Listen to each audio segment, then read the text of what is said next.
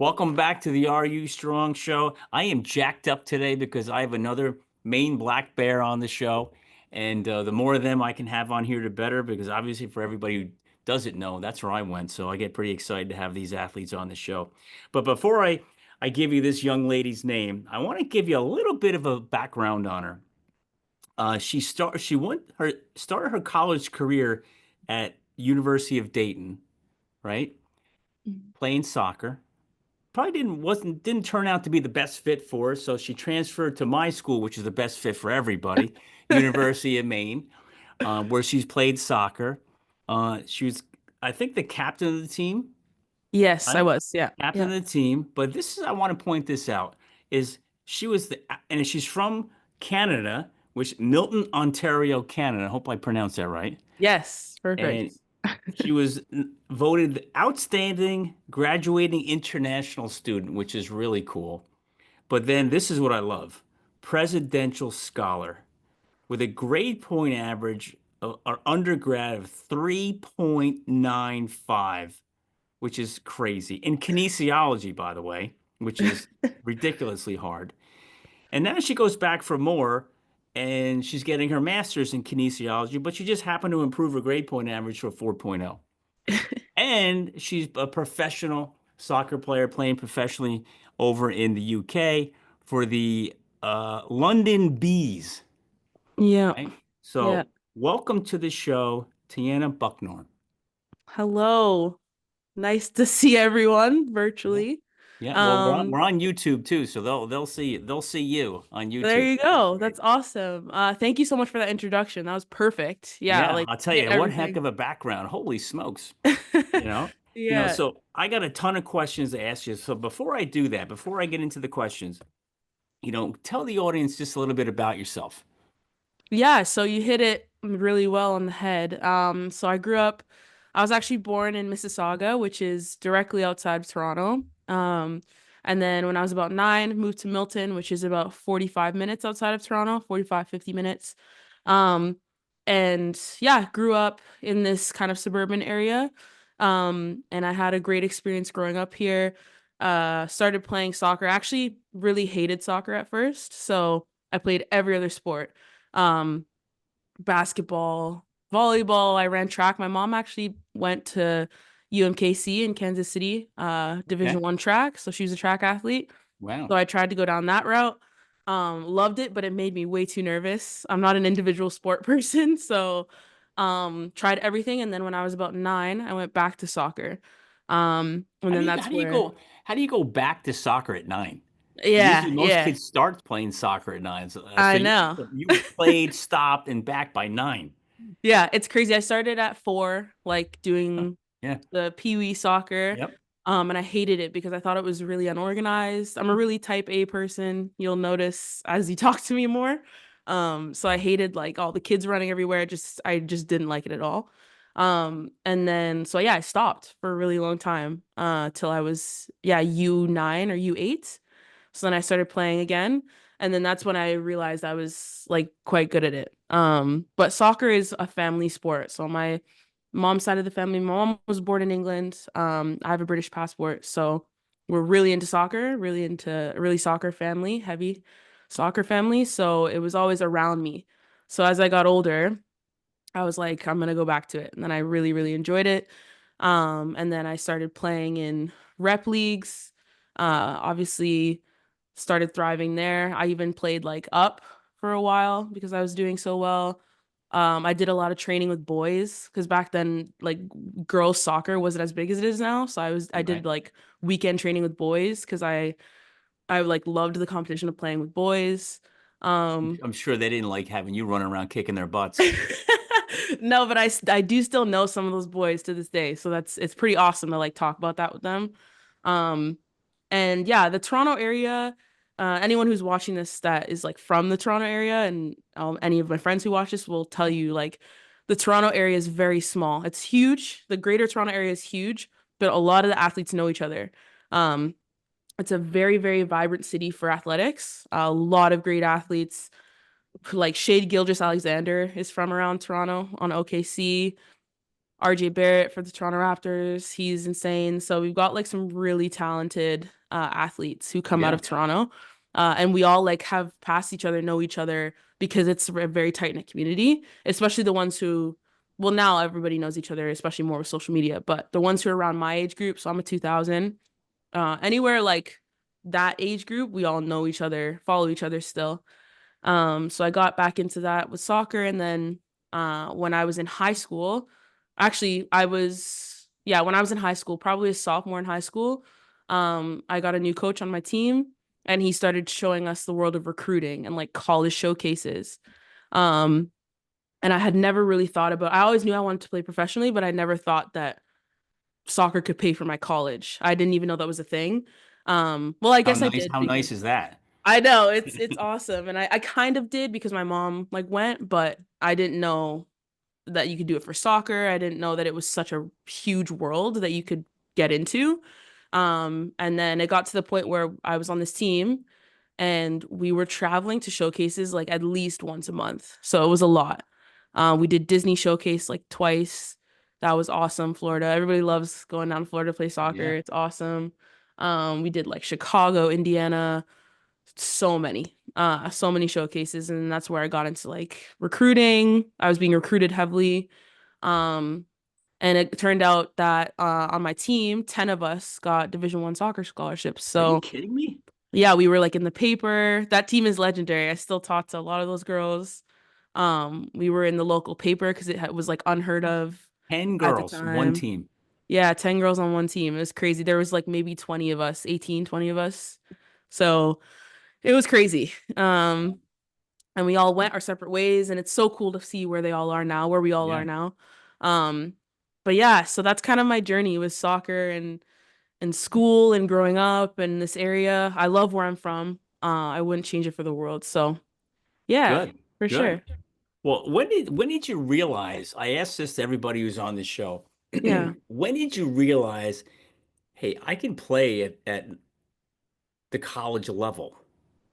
Yeah, so I think when I really realized was so when I was around 10 or 11, I made a huge club change. My childhood club, I was playing for a club in Mississauga, Ontario, and then the team folded. And it's now back up again, which is awesome, but it folded when I was like 10 or 11. So I made a huge change to a team in Burlington, which is really close to where I live now in Milton. It's like 15 minutes away. And that was when, and I actually decided to go there because like coaches from all these other clubs, the club was folding that I was at originally. Coaches from all these other clubs were like contacting my parents, trying to get me to come to their clubs. And that's when I was like, okay, like I think I'm pretty good at like at what I'm doing. Like I don't even know if I should tell you this, but like a coach, it's fine now because it was like years ago, but Yeah. like a coach offered to buy me like new cleats if I came to his club. Like there was a lot of like poaching going on. It was Yeah. crazy. And Yeah. I was like 10 or 11. So it was really crazy. Um my mom could definitely tell you crazy stories about navigating that, but that's when I was like, okay, I'm like actually pretty good at this. And then um as I started building up my soccer skills in this new club, Burlington. I owe that club everything. That's how I got to the States to play because I was coached by a coach there at Burlington. Um, when I was 14 or 15, he came along. His name is Casey Downey. And he started showing us college recruiting, and how that world works because he has a very deep resume with that. Like he's worked with Melissa Tancredi and all these great Canadian players. And he kind of showed us that world, and I realized that okay, I could actually really do this. And it was his belief in me, but also Yeah. like how good we were. We were crushing teams in Ontario. We went to nationals, represented Canada or Ontario at nationals. Um, and it was like we were just it was amazing. It was the best. It was like a 3 year period where we were just crushing everybody. It was awesome. And I just felt really confident. Yeah. And then it's actually crazy because I actually verbally committed to Dayton when I was like 16 years old. So I was really young. 15, And 16 how years old. how do you how do you make that type of commitment at 16? And Yeah. let me throw this on top of that is Yeah. how stressful or was this the recruiting process stressful for you? But you're that good, everybody wants you. You know, and then you commit to something someplace at 16. Yeah, yeah, it was definitely stressful. So I'm gonna age myself here, but like back then, recruiting was you emailed coaches, and you said, I'm gonna be at this showcase at this time on this field. Please come watch. So literally, we would go to showcases, and there would just be lines of coaches, like in their lawn chairs, just watching you Yeah. play that you invited, right? So, one of the schools that I invited was Dayton. I did a lot of schools. Like I asked Duke to come. Dayton was one. Definitely a lot of the schools in the Carolinas. I was just emailing everybody. My mom and I still have those emails to this day. It's so crazy to look at them. But um, I remember they reached out to me, and I was definitely 15 at the time when they reached out to me, or reached out to my coach because it was like illegal for them to reach Yeah. out to a minor, right? Yeah. Or someone so young. So I just remember getting the and it wasn't just Dayton, it was other schools too, but getting that interest was so crazy. And then I found myself going on like recruiting trips, like unofficial visits, because I was so young. So I went to Seton Hall. Um, I definitely went to Dayton. That's where I fell in love with Dayton was when I went to the campus. What did you think of Seton Hall? That's because that's close to us. Yeah, yeah. Seton Hall was so cool. So I loved the coach. The coach at the time is now the coach at UMBC, which is in Okay. the conference that Maine is in. So I actually was in contact with him like a month ago. I was All talking to right. him. And yeah, it was awesome. And crazily enough, like the assistant coach at Seton Hall at the time is now married to my assistant coach that I had at Dayton. So like the world is so All interconnected in together. athletics. Yeah, it's crazy. But yeah, Seton Hall was awesome. Just the mentality around athletics at Seton Hall was so cool to me. It was Canadian sports, like just to preface, are very different. Like we don't have college sports like you guys do. Not even close. Like it's building itself up a lot more, but it's not like anywhere on the scope of what you Intense guys down have. here, man. It's Yeah. intense. Yeah. So You know? imagine like I'm 15 and I'm going to Seton Hall and I'm like, Yeah. holy, so like I'd never Yeah. seen anything like that. Um, so it was crazy, like for my parents included, like take driving me to all these places or flying, we would fly Yeah. to some places, like seeing these institutions. I had never seen something like that before, and I was so young. Like I was a sophomore in high school. So it was crazy. And definitely overwhelming. I'm sure. And navigating that was tricky for sure. But I had great mentors and my coach, who I mentioned, Casey, he had navigated this before with other players, so he was super helpful for all of us in the process, which was I'm so grateful to him for that for sure. Cool. Yeah, Well, I got a ton of questions to ask you. I like bouncing around a little bit, yeah, for sure. like school, out of school, back in school, before school, But if you think about, you've had a really cool college career, Yeah, and then you went on to play professionally. yeah. But what did you learn? What valuable lessons did you learn from, being a college athlete? So from college, I'd say the thing I always tell people what I learned in college was balance. So before college, in high school, I was all athletics, which is so interesting because I feel like some people have different answers for that. Some people say in Mhm. high school I was all like academics. Um, but I actually, because of the recruiting and because I knew and I was pretty confident that I was gonna go somewhere in the States for school and for to play, um, I just was a bit immature in that I still did well in school, like for sure, but I definitely didn't reach the ceiling that I did in college. Right. So I was very all soccer when I was in high school. And then when I got to college, like obviously school got really hard because I took kinesiology. I didn't choose the easy route. Exercise science when I was at Dayton, it was called something different, but um it like was hard. Yeah. So I was like, whoa, like I need to actually like pick up like my school as well. And I had never had to work like in high school. I'm gonna be really honest with you. I just ran off of like natural Yeah. like academia and like education of like just getting Natural through it. ability. Yeah, so like I didn't really I studied, but I didn't like study like how you have to study in college or What made you think college was hard? Just the work, the amount of work, or the actual knowledge you had to absorb? Like this, I don't know what this stuff means. yeah, it was more so the load of it because you throw in practice and Yeah. meetings and Oh yeah. film and that stuff, like balancing that Yeah. and making sure I was prepared for both. That was the biggest thing was Mm. preparation for both. Like okay, I have an exam in Bio 100 in the morning, but I also have practice at 3:30 that I need to be ready for. So like that balance was really hard for me to learn at first. Can you So drive that deeper? yeah. Because here's what I want a lot of people to understand, and I spend time on this with all the guests on my show because it's really important. There's a traditional student out there, right? Hmm. Who, I mean, all in work and studying, maybe 10 hours a week, meaning Hmm. going to the classroom and studying, maybe it's 10 hours a week, Yeah. you know? And then you have to do that, but then you take on kinesiology, which is more than that, hours wise studying. Yeah. And then you're spending 35, maybe 40 hours a week sometimes in your sport Yeah. on top of it.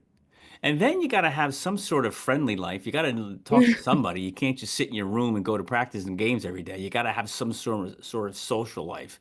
Yeah. When you said the word balance, you know, the traditional student says, "Come on, man, how hard can it be?" Right? Yeah. When they're sitting there, doing the video games in their room, hanging, Yeah. or out doing the party scene or whatever. Can you talk about really what it's like? What was your days like? When did it start? When did it end? What was the load like you said before, in between?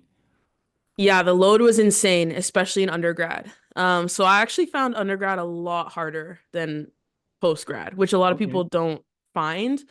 But my undergrad was full of sciences, so like labs, like 3 hour long labs. So Yeah. my day, Dayton was definitely rough because I had to do all the general sciences at Dayton. So, my day would be wake up, get food, and then like full day of classes, like What time till. are you waking up? So I like to wake up early and I'm an early riser. So I was waking up probably around 7, but that's Dayton. When I got to Maine, we had morning practices at Maine, so I was waking up at 5 I at was gonna Maine, say like standard. when the morning practices start. Standard. But no, Yeah. Dayton we had afternoon practices. So when All right. I went to Maine, it was a completely different, like I Yep. flipped my whole schedule. So I woke up and then I had a full day of classes, like from 9 till practice, which was at 3. And like practice starts at 3, but you got to go in and prep, you got to get Oh treatment, yeah. you got Yeah. to get dressed. There's a time you have to be on the field for warm-ups, like so it wasn't really 3. It was like more like 2 Two. latest, Yeah. right?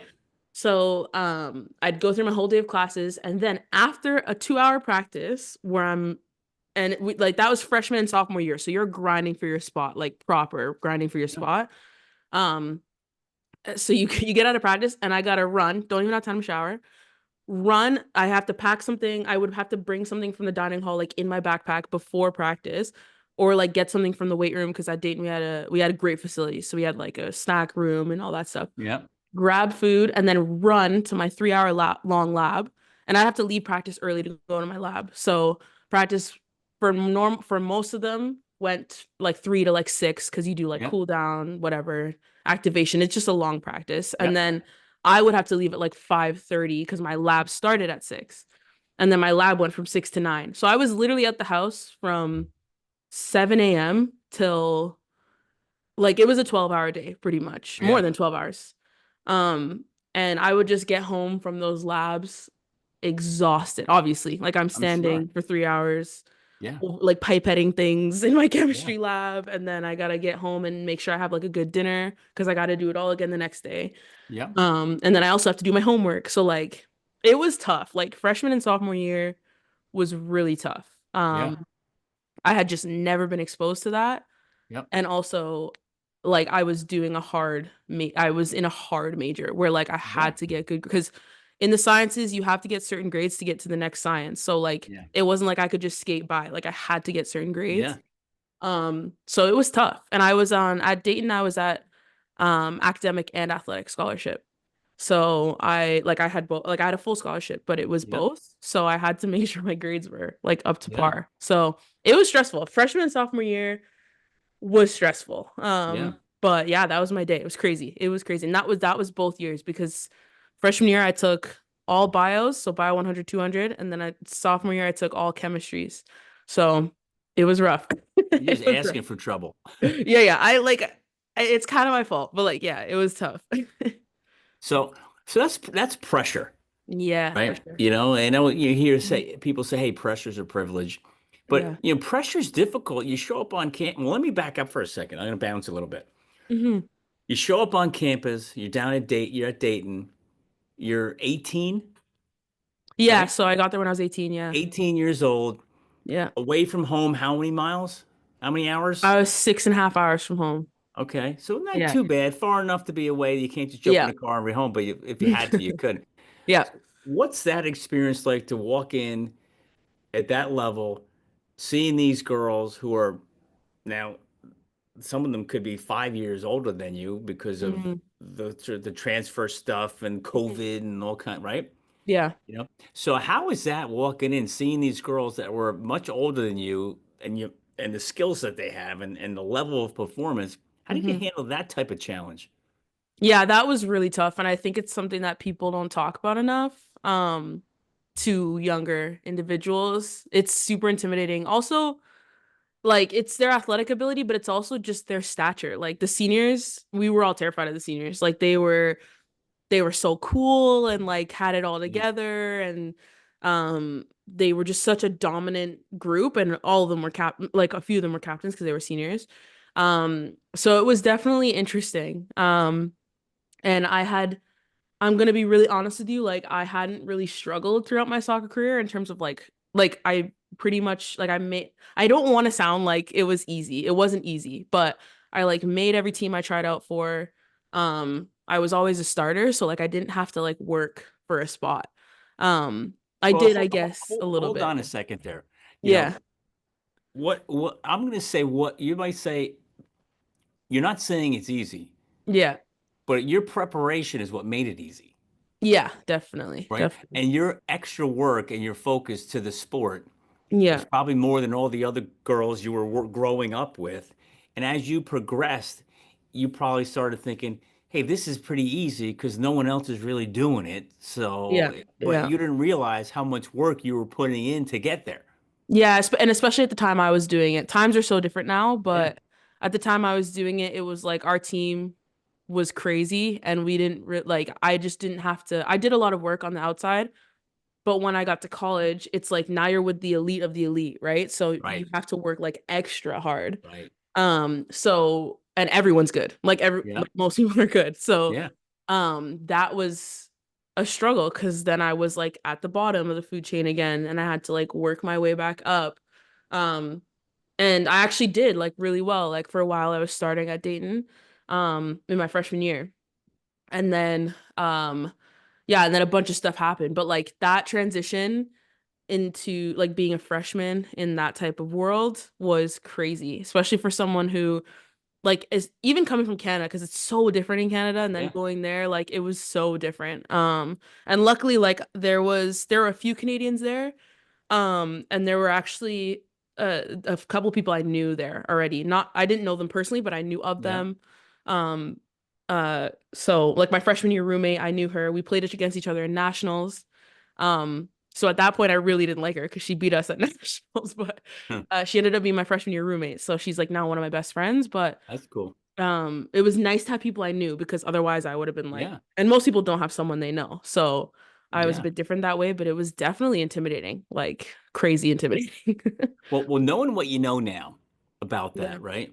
Yeah. What advice can you give to the younger girls, right? Or guys, whoever's listening, it doesn't matter Yeah. what sport, Yeah. but to get themselves ready for that transition of high school where you're like the man or the girl and Mhm. like you're it to, like you said before, oh my God, everybody here's good. Everybody here's really good. Yeah. I got to get moving. Like, how can you, what advice can you give them to prepare for that?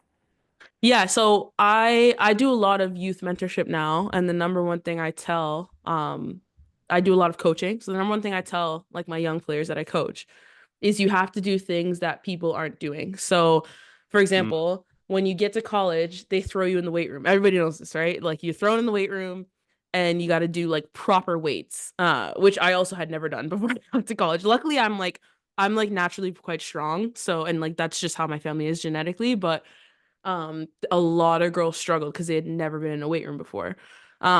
So I tell my young players now, like if you're prepping to go to college, especially like junior, senior year of high school, get in a weight room, like start lifting weights, like doing the things that most high school players aren't doing is what is going to set you apart and like prepare you better. And I always also tell the younger players that you're never, nothing you do is going to make you 100% prepared for it. Like it's going to be a shock no matter what, but it's like, how can you mitigate that shock? And one of the ways you do that is by trying to do the things that other people might not be doing around you. So that's one thing that I wish I did was like for example, when we got to college, there was a lot of fitness, obviously. And you Americans, you know how to do fitness. That's the one thing about you guys. You know how to run That's good. fitness, which is good. But I had not really done like fitness like that before. And luckily, like I'm a pretty adaptable person, so I adapt to these things. But like, it was a shock. Like I was very shocked by how much fitness, how much we ran, how much strength and conditioning we did. Um, and I wish I had done more of that in high school. And it's so different now because now there's all these like strength and conditioning, like uh training centers you can go Yeah. to and like trainers you can go to. So it's quite overwhelming because now there's so many, but definitely utilizing those things before you get to college is going to be huge. And not everyone's going to do it, but then again, like not everyone's elite and not everyone is at the level you're trying to get to. So you have to do the things that separate you from those around you before you get to college is what I would say. That's the biggest advice I give them. And it's not even just like strength and conditioning wise, it's also like touches wise. I'm talking specifically for soccer, obviously, but like skill related work. So getting extra touches with another trainer, with another facility outside of your team, doing the work, putting those hours in outside of your team is so, so important. And I always tell my players, like, be doing that. Get as much on the ball and in the gym as you can before you go. So how about on the mental side? Yeah. Walking in there and how can they prepare mentally? There's physically, yeah, everything you said is on point, is Mhm. do all that stuff, do the stuff that those that they're who just aren't doing it, right? And putting the Mhm. extra work. But how do you prepare mentally for that shock? Yeah, so I think the number one way you can do that is by putting yourself in uncomfortable situations while you're young. So it's hard to do that because when you're young, you don't necessarily have complete control over what you're doing. Right. But one of the things I always tell my young players now that I coach is I say, if you're at a club where you feel like you're playing and it's way too easy for you, you should think about moving clubs and go to a club that challenges you. Mm, Um, which is uncomfortable, right? Like nobody wants to move clubs, it's where all your friends are or whatever. But you need to, because that is the mental part. Like if you're not being challenged where you are constantly, like you won't know how to adapt to challenge, if that makes yeah. sense. So, Yeah. um, I was lucky enough that I went to a club, Burlington, that really, really challenged me. When I got there, I went through a very similar thing I went through when I went to college.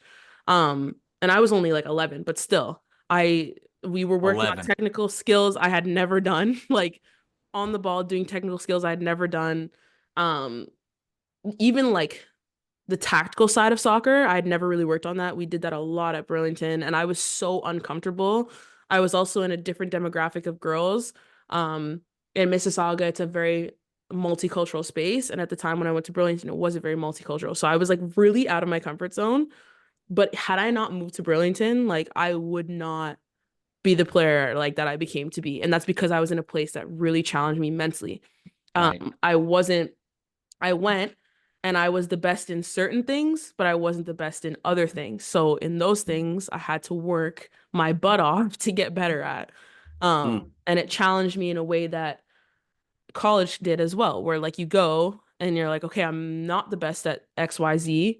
And I'm now in a place that's going to challenge me to get better at that. So being in places that challenge you, and once you're too comfortable in a place, maybe thinking about moving on from that place. And it's not that cut and dry and that clean, obviously, but doing things that challenge you young is going to prepare you mentally for the next step for sure, I'd say.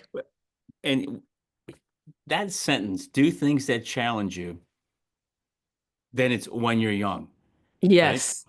But what you'll find is most of the young people, they're scared to be challenged. Yeah, for And sure. when they get challenged too much, what do they do? What does the typical young person do? Well, and when I'm coaching, they shut down or they get they get upset or go internal, and I definitely understand that. Right. But like I Or had they a little quit. boy I was coaching yesterday, actually, like literally yesterday. And he was only 10, but he was so good. But we were working on his weak foot shooting. And I was having him do like just reps of shots on his weak foot. He's left-footed, so he was doing his right foot. And he was missing the target completely. And he's only 10, right? But he's getting Yeah. so upset.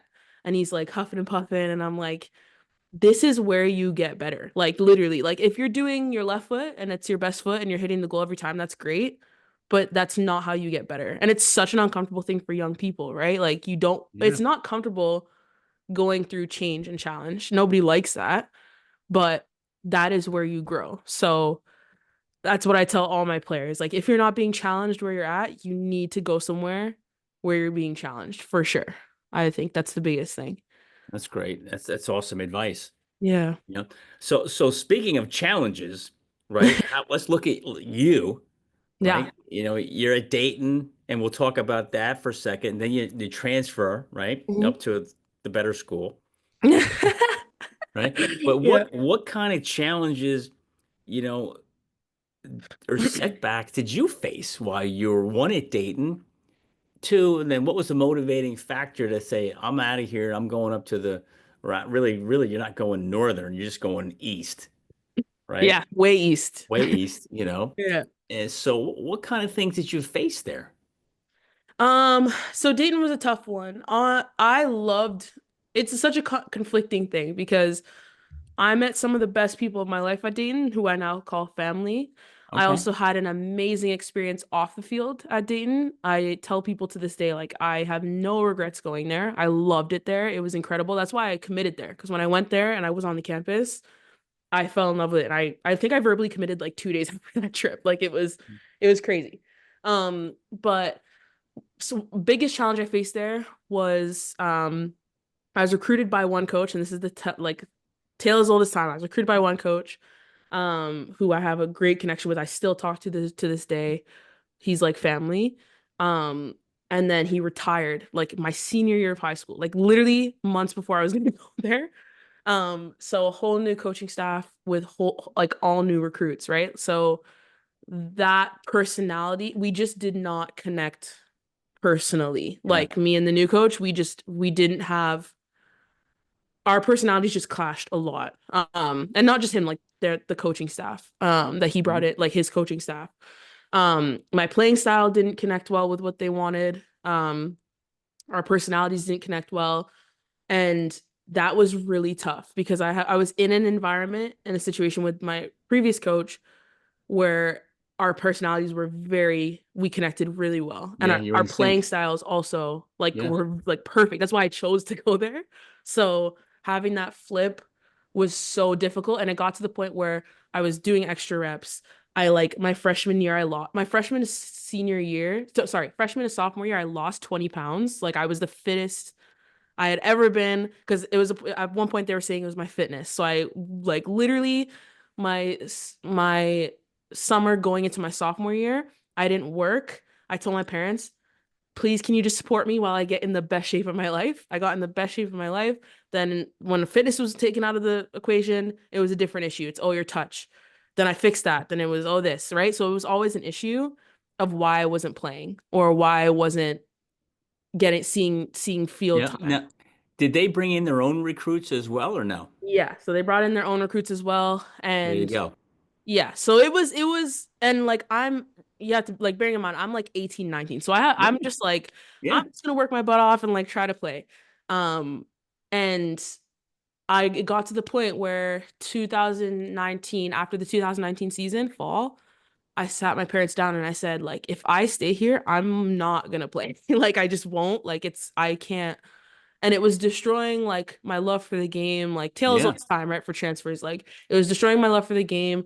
I was hating going to practice, and I always told myself the minute I don't enjoy soccer, I'll not stop doing it, but I'll like change something about what Yeah. I'm doing. Right. So at that point I was 19 and I sat my parents down, and they're probably thinking, geez, because I'm like only 19. I'm sitting my parents down. I'm like, I gotta leave here.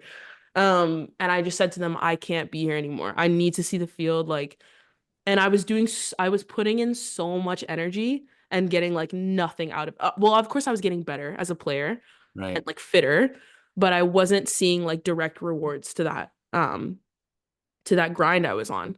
Right. So I said I got to go in the portal. And this was when the portal first became like a thing. So it's crazy to think that how it's like progressed now. Now, how was that when you So put yourself in there? Was it like, hey, you just type in your name and address, hit enter, and then boom, you get all these calls? Like, how did that work for you? that the portal situation was mayhem. So I went to my senior staff, the people who work directly with compliance. They did all Mhm. the um transfer stuff, and I said I would like to go in the portal, and then they put me in the portal. And I made it so that they could contact because I didn't have a good relationship with my coach at Dayton. So I didn't want him to be involved at all with my recruiting. So I made it so that they could only contact me. When I tell you I was getting calls, texts, emails, and I was fully in semester, like school. So like I'd be in class getting like calls from coaches, emails from coaches, and I was handling it all by myself, which was a horrible idea. I should have like definitely leaned on people to help me. But I was getting calls and texts in class. Like it was the craziest experience. And that was a hard semester too, because that's when I started taking anatomy and like the harder sciences. Yeah. Um, and I just remember being so, and then I was like going on recruiting trips, like, and I'd say to my professor, hey, I gotta go on this recruiting trip. I know we have a final like next week, but I gotta go on this recruiting trip to Maine in January when it's freezing. Oh my God. And yeah, it was a crazy experience. Like I've never been through anything like that. It was crazy. So how did you fine tune it down to, hey, I'm gonna go to Maine out of all So those schools? so Scott actually, Coach Atherley, he's head coach for women's soccer at UMaine. He knew my club coach, Casey. So this coach that I was telling you had a really big impact on me. And Maine had emailed me and I saw it. He's gonna maybe see this and be like, but Maine had emailed me. And I was like, Maine, there's no way. I was like, there's no way I'm even gonna like entertain this. Yeah. And then he contacted my because I didn't answer. And then he contacted my club coach and was like, can you get Tiana to and I'll never forget, I was in like the parking lot of a mall in Dayton, Ohio, or like Beaver Creek or somewhere in Ohio. And then I'm talking to Scott. And he's just the minute I talked to him, like I just knew that he was gonna really help me Yeah. become the player that I wanted to be. And I was like, I guess I'm going on a recruiting trip to UMaine in So January. what was it like when you pulled up the driveway and you saw the big M? Oh man, it was one, it was the coldest I'd probably ever. I did not like because I was coming from Ohio, so it was Yeah. cold, Yeah. but not it gets colder in Ohio much later than it gets colder like in the east and obviously like in Canada. So I brought like this little cute jacket in January to Maine. Yeah. It wasn't a winter jacket. And I'm there and I'm like, oh my Freezing. God. I was so cold. And there was snow everywhere. It was a really bad winter. There's snow everywhere, but it was like, Maine. It was like that time Yeah. where it was like wet snow. So it was like Yep. wet and cold, Slushy mess. slushy. And Yeah. I'm like, I was like, I don't know if I could do this. And then I met the staff and I met the coaches and the players, and I was like, this is it for me. Like I called my mom. I was supposed to go to UNH Maine. I was Uh, supposed to go to UNH don't bring that literally up. You're not allowed to bring that supposed to up. go there literally the week after. And I was like, no, this is the place for me. And thank God I did because it literally changed. Going to UMaine changed my life like 1000%. So it's crazy. So, what's your most memorable moment up there or down there right now for you? At UMaine, I'd say probably, I don't know if I have a most memorable moment, like moment specifically, but I'd say my senior season. Yeah, so my senior season was the most memorable for me, the whole thing, until I tore my ACL, which is another story. Oh, But that whole fall, so fall 2021 going into 2020, spring 2022, that whole year was because that was when COVID had finally like died down, yeah, and everything, and I got to play my like a real, true, like I was starting every game, playing every yeah, minute season of college soccer. And I was just having so much, like I was having so much fun, like yeah, playing and like just being with all my best friends. Like my co-center back, she transferred to U Maine actually from Xavier, which is also in Ohio. She's like family now for me, but she's like one of my best friends in the world. And we were playing right next to each other in the center back that whole season. And I think of it and I get like so warm inside. That was just Yeah. the best season. Like I found my love of soccer again. And we were up at 5 a.m. practicing and I'm like, I don't care. I'm having the time of my life. Like Yeah. literally I'm up. I'm so tired, but I'm Yeah. having the time of my life. Like we're traveling like NGIT, Stony Brook, back when they were in Yeah. our conference, like all these places on these like 8 hour long bus rides, sometimes longer. UMBC was like 13 hours. It was When so you far. win, the bus rides are fun. Exactly. But I'm like, I'm just there for it. I'm like, this is so fun for me. Yeah. Even through all the stuff we're doing, all the hard stuff, like I loved it. It was so fun. Like best time I've ever had playing soccer. That whole year was incredible. So yeah, like Maine. We got to cut this up and send it to your coach. We can use it for recruiting. No, I know. I know. I've actually had a few recruits. Being at UMaine, I've housed a few recruits for sure. And I've been Yeah. successful. I've been successful on a few I'm recruits. sure. So there you go. Did you stay in a dorm your first year, or did you go right to an apartment? Apartment. So the year I transferred there, I was a junior, so I was right in an apartment. So yeah, it was awesome. Where were you living? I was at the Avenue at Orono. So I don't know, it definitely wasn't there when you were there, but they've No. made a whole like apartment complex Yeah. right next to um where the what is it called? It would have been a Sunoco, I guess, when you were there. The gas station. Yeah, the gas Whatever. station. It's like right next to there, and then like that's Right. where all the athletes live. It's so Yep. fun. Like we're just What, having the time of our lives. you know the complex Stillwater Village, Yes, yeah, right? yeah, yeah. When I was a freshman, that was brand new. Okay. And that was Yeah. like the place to live. Yeah, yeah, yeah. Like, oh, you're living in Stillwater, boy, you must have a ton of money, you That's know? like that's like the Ave. That's what the Ave is really expensive. Yeah. And all the athletes live there. It was so fun. Like that Yeah. year, the first year was rough because I literally transferred in the middle of COVID, right Yeah. obviously before it was happening. Um, so that first year was rough just getting the lay of the land, and also going through a worldwide pandemic. Yeah. And then after that was over, man, it was like the time of my life. Like so fun. Just being on like playing every minute. I was so sore. I was in pain. Like Good we pain weren't though. winning all the time, but I was Yeah. having so much fun just like playing. And like Yeah. one thing that's amazing about Scott is like I had come from a place where if I made a mistake, it was ridiculed. It was in film, like, and I was benched immediately. Like Yeah. versus when I went to Maine, like Scott was like, I remember my one of my first practices at Maine, I made a mistake in center back, you're like the last man back. So like if you make a mistake, it's usually either a goal or like almost a goal. So Yeah. I made a mistake in practice and I was like I went internal like right away. Like exactly what I'm telling kids not to do is exactly what I did. And I was like borderline crying because I was so nervous. This was one of my first practices and he pulled me to the side and was like, "What? Like, why are you upset about making this mistake? Like, we're in Yeah. practice. It's where you Yeah. make This is when mistakes." you make them. And Yeah. that, like, maybe that's my most impactful moment, that first time he did that. Cause I was like, it was almost like, whoa. Like, I was Did you just ever like, tell them? yeah, yeah. I tell him, me and him have a great relationship. I love that man. He's awesome. I love Lise. She's the assistant coach. But man, like, it was like a weight like Yeah. the past 2 years of my life of like being Lifted. ridiculed for every mistake, bench for every mistake, like was just so yeah, it was incredible. And that's when you talk transfer portal, Yeah, you know, I love that story. yeah, You didn't transfer. You transferred because of the philosophy of where you were, how you were being treated, how hmm the other girls were being treated. I don't think you transferred because you weren't playing, or maybe you were playing, but you weren't playing enough.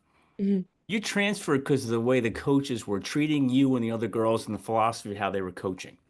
yeah. It definitely didn't fit for like Right. my personality Yeah, and right. how I And that's operate. the reason why you should be allowed to transfer Yeah, because you're for not sure. starting. Come on. You know what I mean? Okay, Yeah, what about if you go to the next school? You're not starting there. You're going to transfer, yeah, and then I mean, now you can transfer every year. Nobody cares. yeah. It's so different now Yeah, for sure, and put the work in. it's such a common misconception. Like you won't. Very rarely do you start when you initially go to a place. Like you have, there's a hierarchy, right? Yeah, Naturally. So like like I always and like at one point the narrative was, oh, are you just mad because you're not playing? And I was like, yeah, I want to play more, but also like there's Yeah, all these other things that are like not going of well that course. I like hate. Um, Right. so and there's a lot of other stuff that happened that like I don't even want to get into, but Yeah, that's okay. I'm leaving that place and going, and anytime people like youth now or like people who are younger than me in college ask me like should I transfer, and then they tell me their story of what they're experiencing, I'm like, it's such a risk. It really is such a risk. But if you have the means to do it and you can do it, like college is way too short to be unhappy where you are. Yeah. Like it's such a big part, especially if you're an athlete. Like you are with those people all day, every Oh day. yeah. It will drain, like my parents tell me like those first 2 years to like my last years at Maine, the time I was at Maine. So I was at Maine for like almost 4 years. They didn't even like I was a different person at Dayton. Like I don't even know that person anymore. Like I was a different person. Like Yeah. I was going through so much and like wasn't enjoying where I was, and it was draining me so much that like I'm just a different person now. And I've grown so much, and I'm so grateful for Maine for that. Like so when people are like Maine is so funny that way because it impacts people so Yeah. much, and Yeah. now the team is like full of transfers. It's Right. crazy. It's crazy. So yeah. Maine, the main campus, the main athletic program, the university itself, it's either you love it Yeah. This or is like true. you're out. This is You true. know, This is you true. know what I And there's mean? also there's obviously a flip side to it. And I've even talked to girls, like there are girls who have transferred out of Maine who I've had Yeah. conversations with, and I've said like, look, like my experience at Maine is one thing, yours is a different thing. Yeah. And this was something I had to have a lot when I was a captain because there were girls on my team who like did not enjoy their time there. And I was a captain, so I would talk to them about it, and like it's so like their perspective is everything. People have different Yeah. perspectives about everything. So and I said to them, like, you don't have to hide that from me that you don't like it here. If you don't like it here, you don't Yeah. need to stay here. You know what I mean? Like, I think, Yeah. I think people feel that they're stuck in places, but I always think, and like transferring really taught me this. Like, if you're Yeah. in a place that's draining you, especially in college, which is only 4 years, but I guess I say that, but now people have like six, blah blah blah, all these years. You saw the kid from But Oregon, 9 years for playing college football. yes, yes, like it's crazy, but even then, those years fly by. Like Yeah. you gotta be happy where you're at, or at least happy enough where you're at. Yeah. Um, because no place is perfect. Maine is definitely No. not perfect, but No. like so, No. you know. So speaking of that, you're talking about the trials and tribulations that the girls have, right? Mhm, Or any athlete. How did you stay motivated through all that to keep mhm. pushing, to keep training, to keep your academics high, to just be resilient in that whole scenario that most people would just quit? Yeah, I think it all comes down to goal setting. So for Mm, me, I always knew that I wanted to play after college. So that was a huge motivator for me to go through every single trial and tribulation I went through in college. So first of all, when I wasn't playing that much, um, I was like, well, I definitely can't play abroad if like I'm not playing in college. So I was like, I need to get on the field. And then when I tore my ACL, it was like I tore my ACL my senior year. So oh, April 2022 on my last spring game of the season. So like ugh, last second half of my last spring game. So I just had to get through that game and I was good. It was heartbreaking, but I tore my ACL that in 2022, so that was my senior year, my true senior year, like my fourth year. And I was like, okay, all right, like most people could just stop because it was my senior year. So like most people could just stop yeah, and like heal their ACL and like be done with like soccer. But for me, I knew that I wanted to play after. So I was like, and I knew I wanted to play fairly quickly after. So I tore my ACL in April 2022. I got surgery June 2022, and I was in England, a part of my first like professional match day squad in December 2023. So I like grinded my butt off to like heal and get abroad and play. Because that's what I had always wanted to do. And I actually at one point was going to take a sixth year, direct or sorry, fifth year, directly after my senior year. Um, and like play college again after healing my ACL.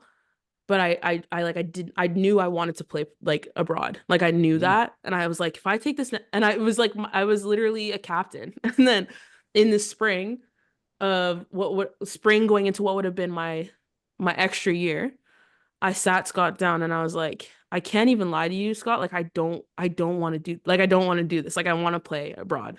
Like, and he was Yeah. probably like, oh geez. And He didn't want to lose you. he was so supportive though, like because yeah, and it was tough because like I was like likely going to be the starting center. I was going to be the starting center back if I healed and performed well. And I was a captain. So like it was tough, but he knew that I was going to be happier following what I wanted to do. So I've always had these goals for myself.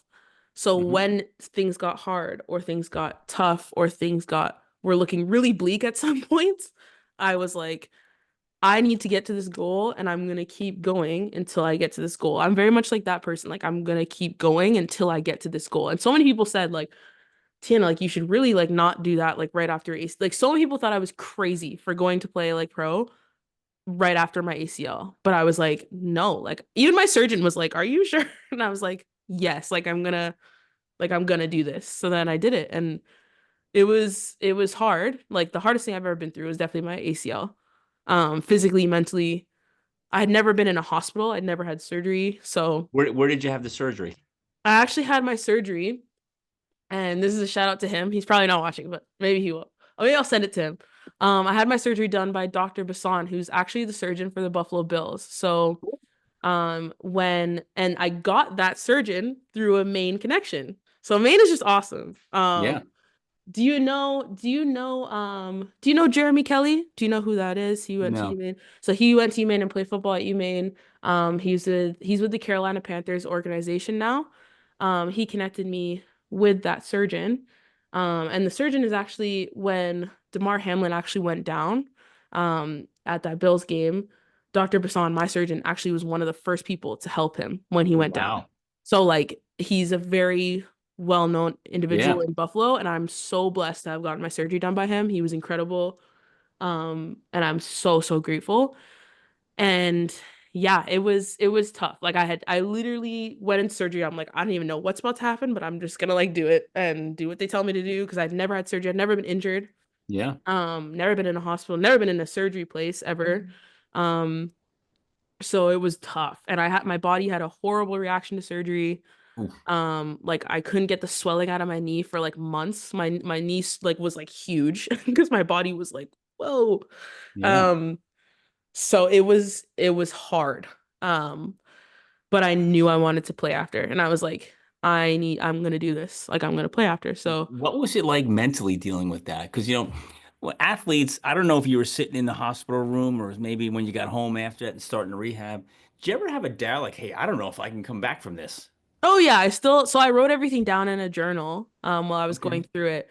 And I still have journal entries where it's like bleak, where it's like I can't do this. Like I just need to stop. What am I there were so many times I was like, what am I doing this for?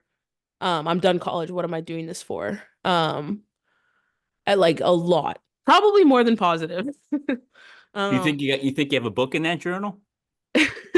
I probably do, actually. I probably do. I wrote down there were a lot of entries where I was like, don't know if I can do this. Like this is tough. I also really struggled with rehab. Like my trainer, who's my really good friend to this day, he's awesome. He got me through the whole thing. He had to push me like more than I've ever been pushed because I would say, "Oh, I can't do this." Like we do an exercise and I'd be like, "I can't do this." And he'd be like, "Yes, you can, Tiana." And he'd push me and I'd do it and it would hurt, but I'd do it, right? So it was mentally the hardest thing I've ever been through, for sure. And I'm also like I struggle with asking for help. So like I Mm. couldn't walk or drive or do anything. So like my whole family had to help me and I hated that. I was like I just want to be able to like do this. I want to be able to walk and get a glass of water like by myself. Yeah. And I It's couldn't. frustrating. It's frustrating Yeah. when you got to count on other people just to do the basic fundamentals of life, Yeah. right? That was one of the hardest parts. And I feel like people don't talk about that enough, but Yeah.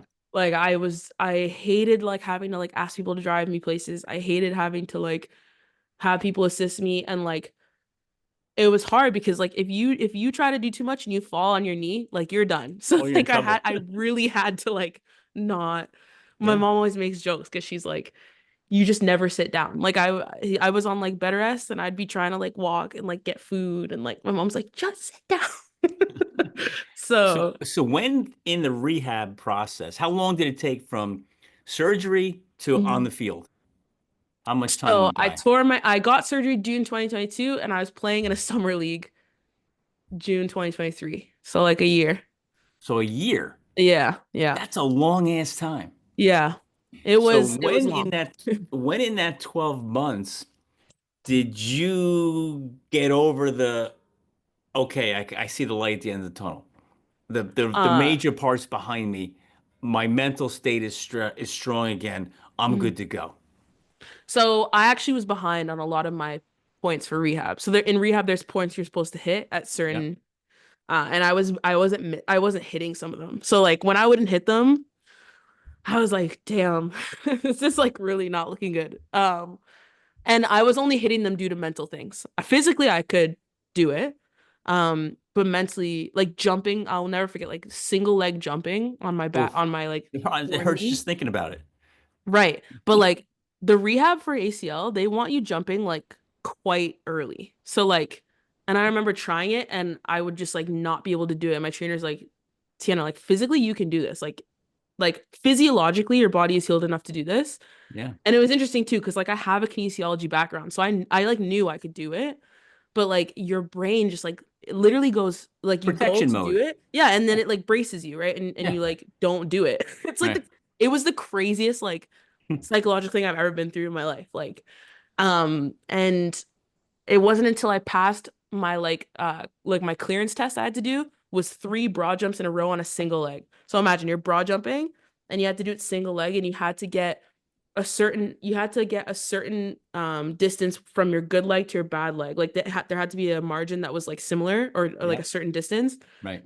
And I passed that and I was like, okay, like and like I passed the like baseline thing, like let's go. So then I started like hitting balls with like I was doing like stuff on the side at practice. Started hitting balls, then I went non-contact. Nothing in soccer is non-contact, but they say Right. it's non-contact. And all my teammates were like super scared to hit me. It was so funny because normally they're coming at Yeah. me, and then they're like Sure. super scared to hit me, right? And I was like, okay, this is weird. And then it wasn't until I got cleared though that I was like, okay, like let's go. And then I knew summer league was coming up, and I knew that fall I wanted to play pro. So that summer league was huge for me in terms of getting my fitness back, um, mental back, skill back because I was off the ball for almost a year. Um, so that summer league was huge for me. And then I played like almost every minute of that summer league, which I probably shouldn't have done, but I did it anyway. And it was so interesting. Once I got on the field, and this is not the story for everyone, but once I got on the field and I was playing in that summer league, I like wasn't scared at all. Of re-tearing it, of getting hit. Like I wasn't scared at all. And people are like, that's so weird because a lot of people go into their game and they're scared Yeah. or like bracing or like not going into things. But I was the complete opposite. Like it was almost like I was like back home. Like that's where I belong. So like Yeah. I was just so happy to be there and I wasn't really Yeah. scared of anything. So yeah, I felt like invincible when I went back on the field That's actually. It was cool. really interesting. So all So right. So now, so yeah. we're transferring from Dayton. We're Hmm. going to Maine. Hmm. You're having the life of the part. Your life of the party. You're loving life. Things are great. Yeah. You get banged up. You get back on the field. Now you're Hmm. going to get on a plane. You're going to fly to the other part of the world to play. Yeah. What Yeah. was that transition like? What's the skill level over there? Was it the same like, hey, showing up as a freshman? Oh my God, these girls are amazing, or was it like, hey, these girls aren't that good. I can crush them. Well, what was it No, it like? was so my story to pro was different. So I had a really bad experience with an agent. So basically, when you go try to play pro, most people get an agent Yeah, who communicates with, agents, like they communicate with pro teams. yeah, So I had a really bad experience with one, scam me out of a lot of money, really bad experience. And then I found a new one, or I was trying to find a new one, but in that time I was communicating with clubs. So initially what happened was I was supposed to go to Spain to play. Um, but I was just making a stop in England. So this is how I got to England. I was making a stop in England to get used to the time difference because I was supposed to go for a trial in Spain. So on my way to Spain, I was stopping in England because I have a British passport, like I have family there. So it was Yep. very easy for me to like stay there. So I went to England and it was just supposed to be a stop for like a few days. And then that trial obviously didn't work out because it was like there was scamming going on and a lot of other things. And then I was stuck in England. And being the person that I am, I was like, okay, I'm stuck in England, but England is also one of the best places in the world to be for soccer, right? So like Yeah. I was like, there's clubs everywhere. I was in London. There's clubs everywhere. Like I'm gonna just go do a bunch of trials for a bunch of different clubs, and I'm gonna make one of these teams, like force. So I'm gonna make it by force. So I went to a trial. I went to a trial for London Bees. And at the trial, I was killing it. Like, and not everybody was there. Like, it was a trial for like the players weren't there. It was just a Right. trial for like players who wanted to play for the bees. So I'm doing the trial, I'm killing it. I'm playing like 60-yard long balls across the pitch, like picking them right to someone's foot. Like I'm just feeling it. And then and like it was so like they came up to me after and were like, what, like you're like really good. And then I like after a few days, they called me back and were like, yeah, we want you to come to a few practices and like train with the girls, which was great. And I was on a high. And then I got to practice with the girls. I was like, whoa, like so like I'm very familiar with English culture. Like my mom's English, like I grew Yeah. up with English family, but like they do not mess around there. They don't mess around in pro in general, but like in England, those girls are gonna hit you hard. If especially if you take too long on the ball, they're gonna hit you. They're also gonna tell you exactly what they think if you're not doing well. So that was a struggle for me. So in college, everybody's nicey nicey, like friendly, Yeah. Yep. whatever, right? Especially because I was a captain. So people like looked to me. But Yep. then now I was at the bottom again. And if I made a mistake, girls were on me, like yelling at me, like, what the hell was that? Like that Yeah. type of thing. Like it was Yeah. so different for me. I remember like texting my mom. She's probably hearing me upstairs. I'm laughing at this. But like I texted my mom and I was like, this it was the craziest experience ever. They're so mean to me. Like, and she's like, that's like how it really is. That's Like, like professional. That's that's professional sports. yeah, like they're not nicey nicey bestie Yeah. friends. They're Like not there to be your friend. exactly. So that transition was tough. Because people it's dog eat dog. Like people are there to win, people are there to play, people are there for a check, people Yeah. are there like it's no like people are not messing around. Yeah. And the speed of play was very different, much faster. Like technically though. So this is a bit of soccer talk, but like in the States, it's very fast athletically, soccer. But the speed in which they pass and move is not that fast. But in Europe, the speed in which they pass and move off the ball is like Yeah. next level. Like you've seen like Barcelona and like Yeah. yada yada, right? The speed in which they move off the ball and like connect passes, It's like a pinball. It's like ping, ping, ping. yeah, it's something I've never Yeah. like seen before. So I got there and I was like, whoa. And luckily, like that summer I had trained with boys, like men, like a men's league. Yep. So and men tend to play really, really quick and fast soccer. So I was like sort of prepared for it, but I wasn't that prepared for it. So I had to adjust. And then I was staying at like so then I was trying to get to that level. Um, because I had gone like and they were like starting, they had already started season. So I was coming in the season. So I had to catch up. So I was staying after practice, doing reps with the coaches. I was hitting balls with the coaches. I was doing touch work with the coaches. I was doing extra fitness. Like I had to do extra, even at the pro level. So this is what people don't understand. Like people think you get to pros and it's like la di da di day. Like It's harder. it's like it's so hard. Like you have to work, especially if you're not prepared. And like you can never fully be prepared. But I had to do extra, even at the pro level, to get to that level that they were at. And then mentally, it was maybe even tougher mentally than physically because when you get to the pros, it depends where you at what sport you play and where you are. But so in Europe, you play and if you don't make a, like the top, so the bottom three in a league get relegated to the low Right. league, right? Yep. So people are playing for to avoid relegation. So it's like Yeah.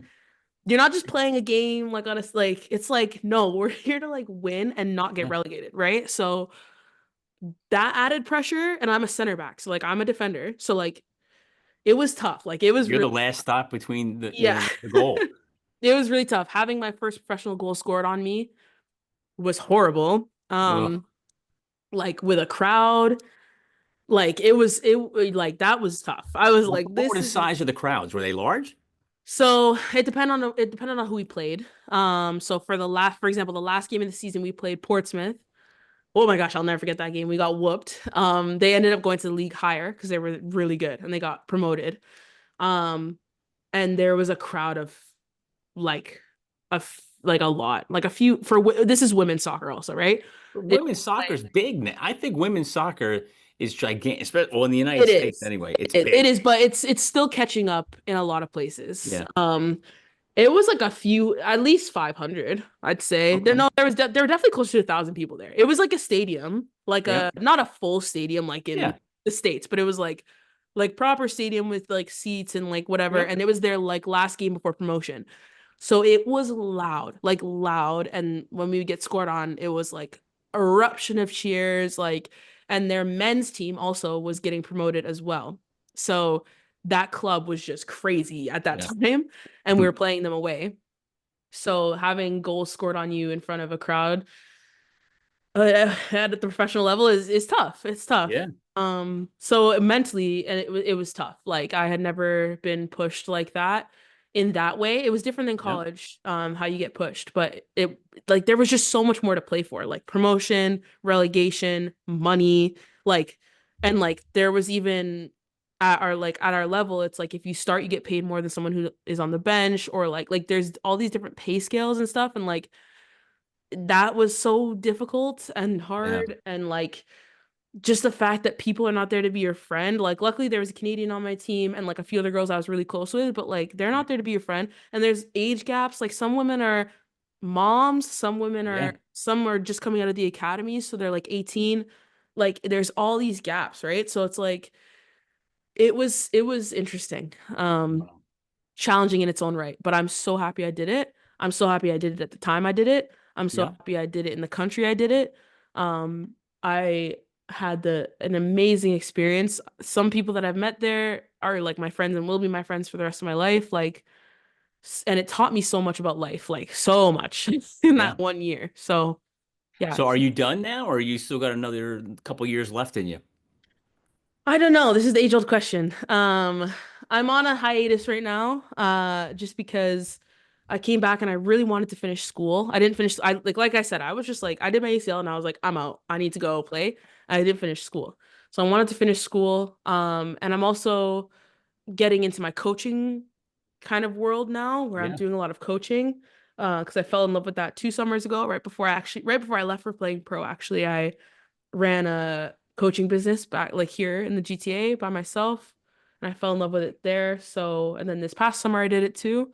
So I'm really into like my coaching era. So I don't know. Yeah. We'll see. But I'm still only 24. So who knows? There's a Canadian league they just made. So who knows? I don't know. So do you think when you're done with your degree at Maine, you'll stay in the States, or you'll go back home? That's another great question that I need to figure out by May. Um, I don't know. I've built such a good base and a good group of connection. It's so hard when you go to school away from home, especially in a different country. It's like you have two lives. Like I genuinely feel like I live two lives. Like I have my Yeah. life in the States and I've made such amazing connections there, but then I also have my people here that I've made such amazing connect that I have always had connections with. Like I could come back here and I could work on coaching with some great people because the soccer world, like I said, athletics is so small here. We all know each other. Or I could go and like forge my own path in the States. So it's like really I don't know. I'm push and pull. I'm like I don't know what I'm gonna do, but um I just know wherever I am, I want to keep making an impact on young athletes. Like I just love being around athletes. I love being around soccer players, but all athletes. I don't really it doesn't really matter to me. I love being around athletes in general. Um that's where a lot of my mentorship comes in. I love helping people avoid the mistakes that I made. So Um are you fully prepared for life after soccer yet, or no? I don't think anyone's ever fully prepared for life after athletics. I definitely have seen the transitions and how interesting it is to transition. So for example, there's a lot I could write you a whole book on the transition outside Yeah, of athletics, but one being the structure, and I'm sure you'll hear this from a lot of yeah, people that you speak to who are not athletes anymore. The structure and also having when you're an athlete, you have something to work towards all the time. yeah, I want to go to college. I want to play pro. I want to do this, yada yada, right? yeah, When that's done, you don't have something to work towards. So, or you do, but it's different. So it's maybe a yeah, career or it's whatever, relationship or whatever it is, right? So going through that transition of not having something to like directly work towards that's athletics based is really hard. And it's like yeah, you're like, whoa, like what am I doing? And I this is like a universal thing. Like so many of my yeah, friends who are now done playing, I talk to them about it all the time, and they're like, what am I doing with my life? Like yeah, you don't have the structure, you yeah. don't have a goal to work towards, and that is really, really tough. To navigate. But I will say one thing that I did and I made sure to do, and I tell all my youth that I work with to do and make sure you do, is I made sure I had a life outside of athletics when I was in college. So, for example, at U Maine, while I was an undergrad, I was the president of SACs, like Student Athlete Advisory Committee. I was mentoring, tutoring, like I was a part of a lot of on-campus things. I made a lot of friends outside of athletics that I still talk to this day at Dayton and Maine. I made friends outside of athletics. Um, I was a part of search committees. Like I was a part of the dean of my college's search committee. I was a part of the athletic director search committee. Like I was involved in all these things because you need to have a life outside of it so that when you're done with it, you're not like what like is happening. So I was really good about that and I made a point of doing that when I was an athlete. I mean Uh that. so So yeah. you're right. So many athletes, you're right, are when they're done, they're like, now what? Yeah, it's You know what crazy. I mean? So let me ask you this.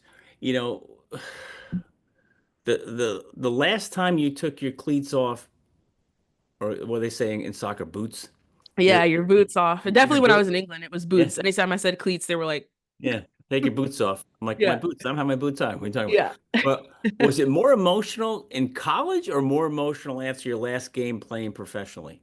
Definitely professionally. And it's tough because I don't know if it's directly my last, but last for now, let's call it that.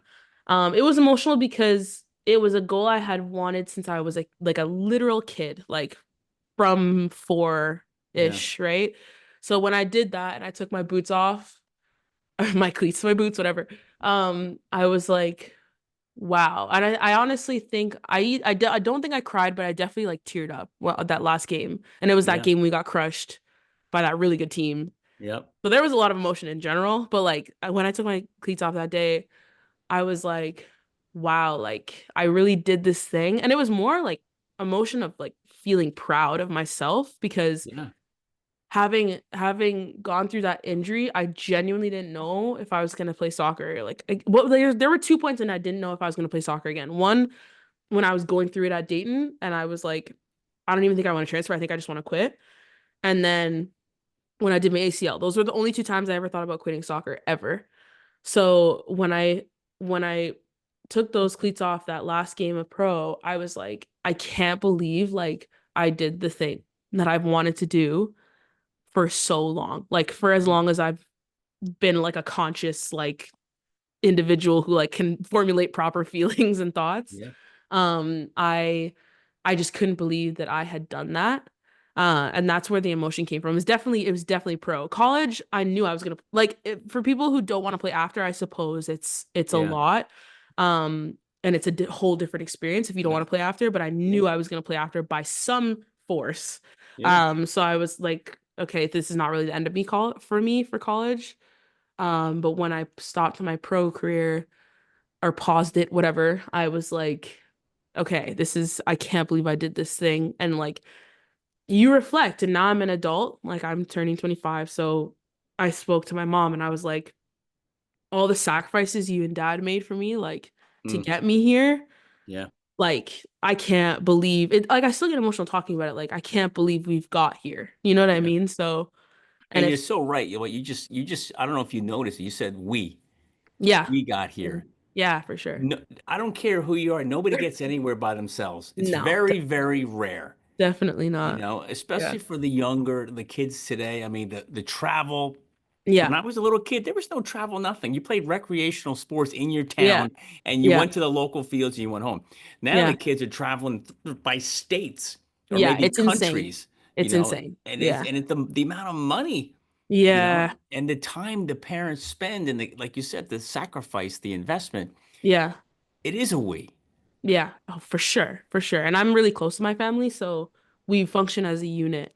So anything that I did directly affected or impacted my family.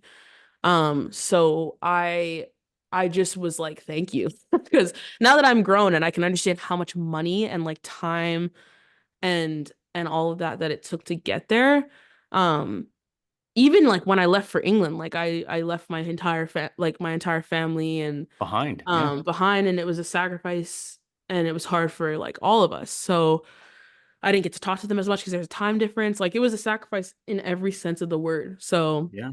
like I just couldn't believe I'd done that. And I was really proud of myself. And once you accomplish things like that, it makes the rest of life, it reframes the rest of life. It's like if you can do that, you can do a lot. You Yeah. know what I mean? So So how is playing college and professional soccer, how has it shaped you for your future? You know, you got like you act like, oh, I'm 25 now. I'm gonna be 25. I'm so old. Like, how has I this whole know. experience over the years from 18 to 25 Mhm. it shaped you, influenced you for what's next after Yeah, soccer? so I think there's so many things that have shaped me from this. Just overall resilience. Like I thought I was resilient before my injury and playing abroad, but I definitely wasn't. And those two things taught me resilience in every sense of the word. Like hearing no. The amount of times I heard no or you can't do it or like what are you doing or you shouldn't do that or think wisely, think rationally. Like the amount of times I've heard those things in the past like 2 years, well, more so three, because it was really from when I tore it that I've been hearing those things. The amount of times I've heard that, I can't even count. Like from people saying, "Okay, you're injured, you shouldn't go that fast," or "You shouldn't move across the world," or "You shouldn't try to play here," X, blah, blah, blah, whatever. Like hearing those no's and that rejection so many times is now making it easier for when I'm like applying to jobs or like positions of other things and you hear no, it's obviously very hard to hear no. But like I know that in some way it's going to happen and the right thing is going to happen that fits me. Um, because there were so many teams I heard no from, like when I was trying to play abroad, like there were so many teams I heard no from. But then I found bees, like London bees, and like that experience was right for me. So like it's gonna happen. And the amount of no's and rejection that I heard throughout college and pro and whatever has prepared me to be able to hear that and understand that path is just not for me. Yeah. Something else is for me. So like learning that has been huge from my journey. And then overall just patience. I have patience tattooed on my arm. I got it Cool. tattooed actually when I was transferring because that whole process of transferring, I had to learn a lot of patience because I didn't know where I was going to be. I had no idea who was going to pick me up, what state I was going to be in, and I had to be patient and really wait for what was right for me. Um, and I didn't I had to finish the semester at Dayton, and I'm like, so I decided I was going to transfer in the fall. I had to finish the whole year, so I had to stay at Dayton, knowing I didn't want to be there for another like 5 months. So practicing patience that way, um, taught me so much about like restraint and willpower and like knowing that better things are coming and faith. Like my faith journey has been so impacted by my journey. So I think all of those things prep me for life. Like any curveball that's thrown at me, like I feel so much more prepared because of what I went through in both those stages. So yeah.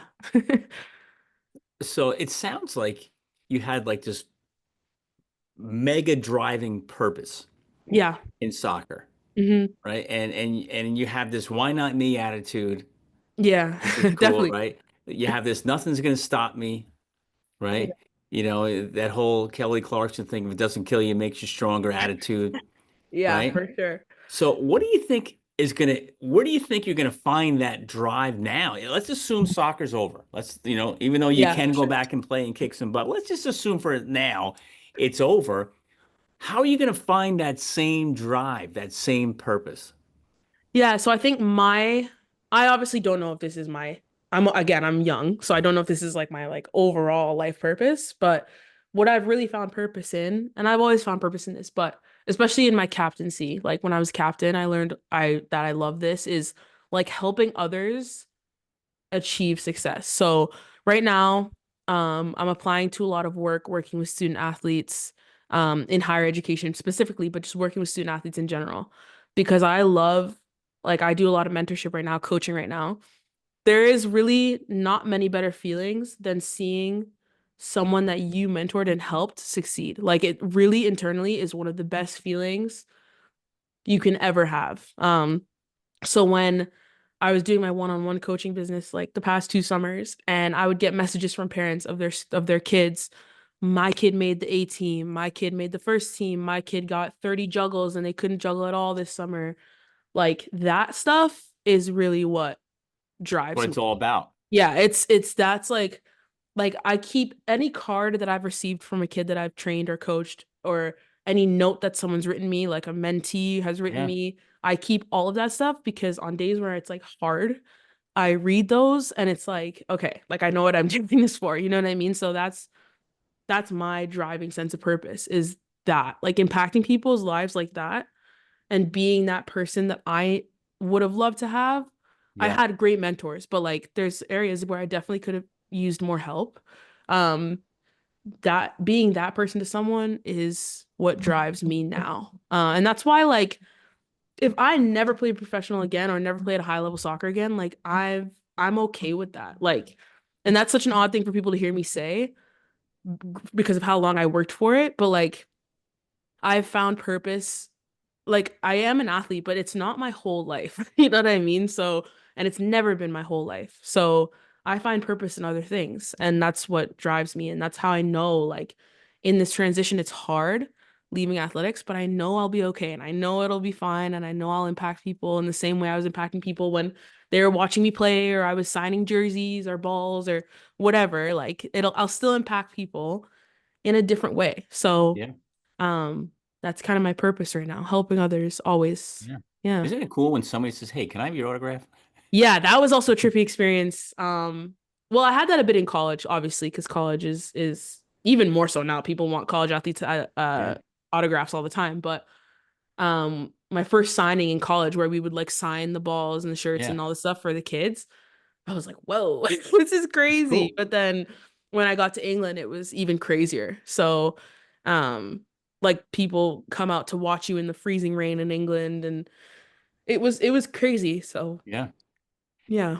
So a given, I'm going to say family, parents are a given to this question. Hmm. But let's put them over on the side for a second. You know, Okay. who is, you know, who has been, who might be, and maybe who will be instrumental in your life to help you transition out of sports and into the next phase. Yeah, so I'm really blessed to have some awesome mentors. Maybe they'll watch this at some point. Maybe I'll send it to them. But to name a few, like I work in the kinesiology department as a graduate assistant at UMaine. And my direct advisor as a graduate student, his name is Dr. Robert Leonard. And he found me my surgeon. He helped me find my surgeon. He he was actually on my recruiting trip. Because I got to see the kinesiology building on my recruiting trip, and he was there on my recruiting trip. And at that point, I was so down. I like didn't want to go to school. Didn't like I was just like down because I was transferring and I hated where I was at. And he was like, "We're gonna make you fall in love with like school and athletics Yeah. again, like college life again." And since that day, 2020, January 2020, he has helped me in such immense ways, and I've built such a great connection with him. And he's such a mentor to me because he's done amazing things in life. so that's in the States. I have a lot of mentors in the States, but back here at home, I'm currently working with a woman named Chelsea, and she runs a coaching facility near me, like 50 minutes away from me. And I was with her coaching last night, and she played Division 1. She played for Canada. She's done all the things.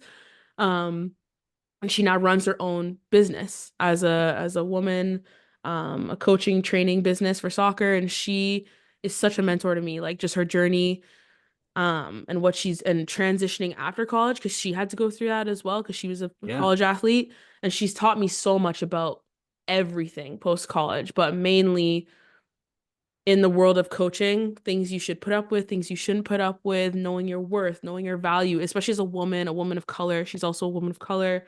So I'm blessed to have some really, really, really good mentors in my life. I have a great family. I'm really close to my family, but aside from family, some great mentors, and there's even more at Maine, like obviously Coach, Lise, like all these people who are great mentors to me.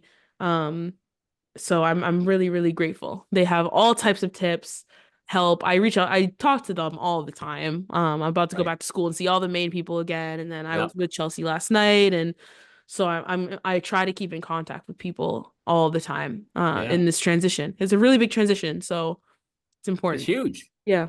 think about it. If you could go backwards in Yeah. time, Yeah. is there anything you would have changed, anything you would have done differently, either at Dayton or at Maine or overseas playing it for the Bees? Um, this is gonna sound cliche, but I don't know. I wouldn't actually. Because and that probably sounds incredibly cliche, but like I actually genuinely wouldn't change anything about what I did. I wouldn't change anything about like people often ask me, I get asked this all the time, like, would you have changed like going to Dayton? Because obviously I transferred from there.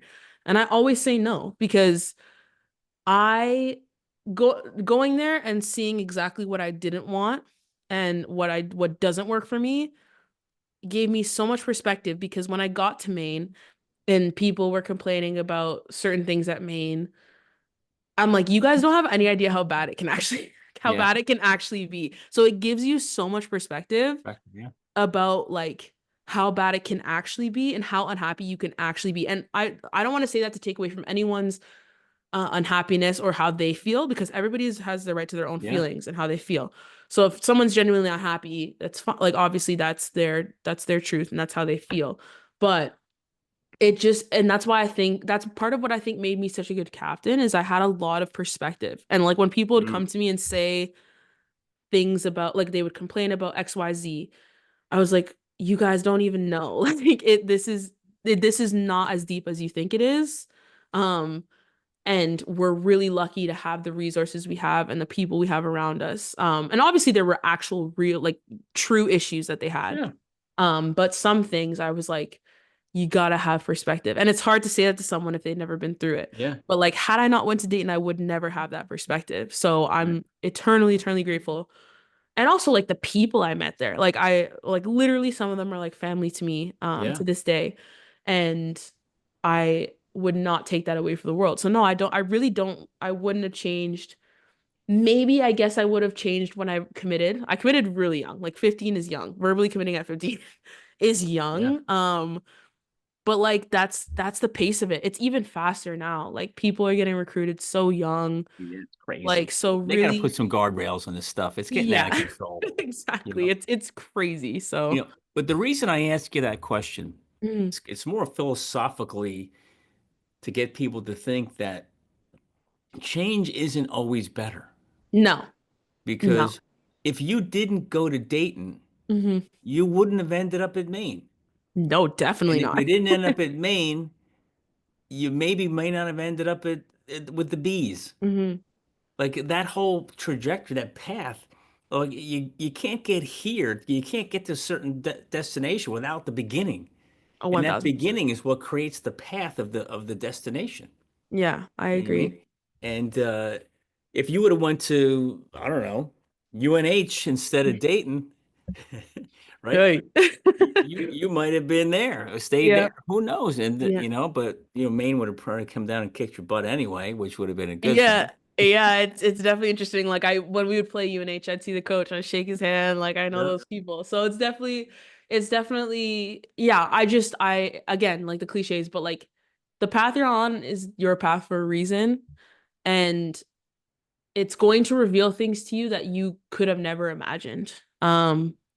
So and like even the bees, like that experience was like women's soccer is definitely not perfect at all. And that experience definitely wasn't perfect at all. Um, but like going there, meeting the people I met, playing in a season like that, traveling to Wales to play Cardiff City and like all like playing these games, Yeah. like that is a once in a lifetime experience. And I am like so happy that I did it. Um, and like you said, like all these steps had to happen for me to get there. And that's why Yeah. I literally wouldn't change anything about it. Even like my injury, like people ask me, oh, like wish you didn't get injured when you got blah, blah, blah, whatever. And like I'm like, I had never been injured. So like I get it, and I was blessed to get that far without being injured. But like Yeah. then I got injured and it taught me so much about my body. So now like when things are happening to my body, I'm like, that's not okay, that's not right. It's like what this Yeah. is not right, or I feel off Yeah. because as student athletes, we're just on autopilot. Like Yeah. if you're hurting, you're like, I'm just gonna go. Like, Yep. and that really taught like that injury taught me to slow down and be like, what is my body telling me? And like I shouldn't like I need to stop or slow down or Yeah. like but it also taught me, okay, I can go further than what my body is telling me. Like I can actually push further than what my body's telling me to do. So like I just learned in every experience, I've learned there's a lesson in every experience, no matter Yeah. what it is, good or bad. So I definitely would not change any of it. I'm glad you asked that question. That's a great question to ask because I'm sure you get an array of answers. But it's Oh true, my God. change is Yeah. not the grass is not always greener, No. obviously. But plus what else that injury did for you, you haven't said it, but I know it did because I could just tell by the way you're talking, is it probably gave you empathy for those who have gone through it. 1000%. Because if you don't go 1000%. through it, like, come on, how hard can that be? Has it really hurt that much? Really? Come on. But Yeah. now that you went through it and then the rehab is worse than the injury, 1000%. Yeah. Yeah. and people don't get that either. Because I had No. my right shoulder done in 1984. Mhm. I was in the hospital in the Maine Medical Center. I don't know what they call it now, down in Bangor for a week. Yeah. Now you're in and out in 3 hours. Yeah. But I Mhm. remember laying there in the hospital, just by me, you're by yourself, like hanging out. There's a couple of the guys came in, the coaches came in, but then they leave. Yeah. And you're just hanging there, Yeah. and I'm like, what the heck? And Yeah. that rehab, oh my God, I'm going through that. Uh, People don't understand how painful rehab is. it's so painful and it's such a psychological war, like I mentioned before. Your brain is telling you you can't, but you can. Like it's the craziest thing ever. Yeah. So pushing through that, like and having that like internal war with yourself Mm, is really like we should definitely do more studies on that because yeah. it's like having that internal battle with yourself of like your Yeah. brain being like no like like I can't and then you're like you can though and then you like Yeah. put and you like gradually push those lines and like Yeah. you get through it and that's just how it happens and Right. so it's I agree with you like that journey was what it was and I'm so grateful Yeah. that it was the way it was and I met the people I met like the people I've met along this journey I will like are I will never forget and have changed my life in so Yeah. many good ways. They become your life. So, yeah, like it's and they become family Yeah. and so many of my American friends have come to Toronto and like I've gone to so many like different states and to see different American friends and all this stuff and like and like even like when I was in England like I've seen people there and they've come here and it's just it's been incredible and I would really not change any part of it. It's a That's journey. awesome. Well, Yeah. it's made you who you are, Exactly. which is great. Exactly. Yeah. So listen, we've been talking about a lot of stuff, and if I look at the clock, we've been going for close to hour and 45 minutes. Right? Doesn't even feel like With it. no, because time flies when you're having fun, right? Yeah, You exactly. know. So I've asked you a lot of questions. Is there anything I haven't asked you or touched on that you think we should maybe hit before we wrap it up? I honestly think we've hit every single base. I think we are good to go. I think the most important message that I could tell people who are watching is just I literally have a ring that says it. My best friend got it for me, but just enjoy the journey. Like Mm, the journey is long and it's tough and it's hard. And I have a lot of friends who are starting. I have friends in all different areas of life. That's what your mid 20s is, right? So like I have friends who are just now starting their pro journey. I have friends who have finished their pro journey. I have friends who are in their pro journey. I have friends who are still in college. I have like all different types of friends. And I always just tell them like enjoy the journey because it doesn't last forever. yeah, And it ends and you gotta enjoy it while it's still here. So great advice. just enjoy the journey. It's long and Enjoy. it's not easy to enjoy the Yeah. journey. Um, Well, you got a long journey in front of you. Trust me. exactly, exactly. You This is know, just my athletics journey. yeah, this is just the So very beginning, yeah, this is and just my athletics journey. So but I wish you all the best, and have fun back up there in Orono, Maine. yeah, on And Saturday, heading back yep, there. enjoy the moments there, and I got to get up there. It's been a Yeah, long you time. should come while I'm still there because I'm leaving in May. You All gotta right, come up. I got to talk to Mike and see if I'm supposed to go up there and talk to the athletes. So Yeah, I had a I meeting don't. with Mike last night. Did you? All right. Yeah, M Club How's he meeting. doing? He's doing great. He's doing Yeah, great. Yeah. he's a great guy, right? Great guy. Yeah. And he's supposed to get me up there. He said sometime in January. I'm like, well, January's almost over. It's halfway over, Naturally. you know. Naturally. But he's a good guy. But listen, I wish you all the best. Stay healthy, Yes. Yeah. and maybe I'll get up there and see him. But if not, let me know if you're gonna play again, Yeah, I will, you for know. sure. For And sure. I have to come up to Canada, this Canadian league. yeah, you probably got a bunch of years left in you. You're only a young person, so you got a Yeah. long way to go. But Yeah. stay healthy. Enjoy the last semester of school, and Yes. if I can do anything for you, let me know. Awesome. Thank you so much. I loved it. It was so fun talking to you.